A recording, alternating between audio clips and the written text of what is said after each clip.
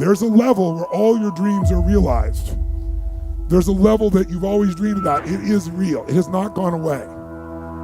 But it takes that extra burst when you think there's nothing left. There's no way. You've tried everything 10 million times and you keep going. It's almost like God is saying, if you keep hitting this wall enough times, I will see that you will not stop, that you are filled with that level of determination, faith, and courage, and then the door opens and you get to that next level. But what most people don't know is the next level is just 2 millimeters above. And it's called outstanding, ladies and gentlemen, outstanding.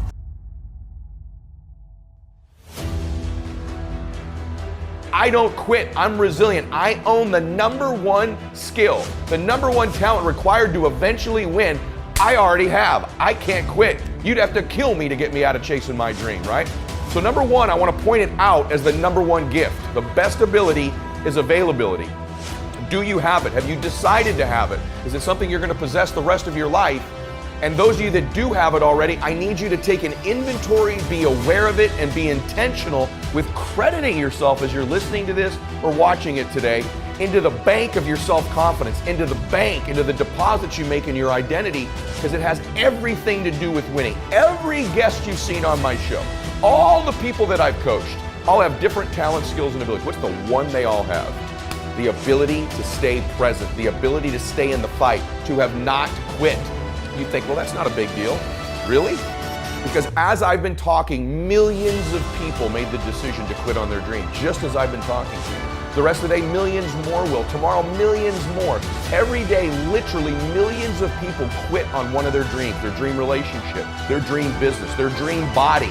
So quitting has become the number one habit in the world by people that end up losing. And I'm telling you, it happens every day, every second, everywhere. Just the fact that while I've been speaking, you're still after your dream, you're ahead of them. You don't give yourself enough credit, because eventually what I found, it looks like winning's this huge competition, but every day, every week, every year, every decade as time goes by, you're gonna find that you're competing with a smaller and smaller and smaller group of people for your dream, because so many of them will just quit.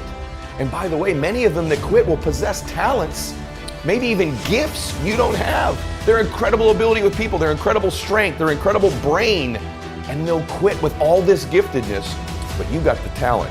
You have to learn to distinguish between something that is a talent and a gift. You can develop skills, you can develop talents. Gifts are something you're born with, but the people that I see that win long term are the ones who develop the talents and skills required to win.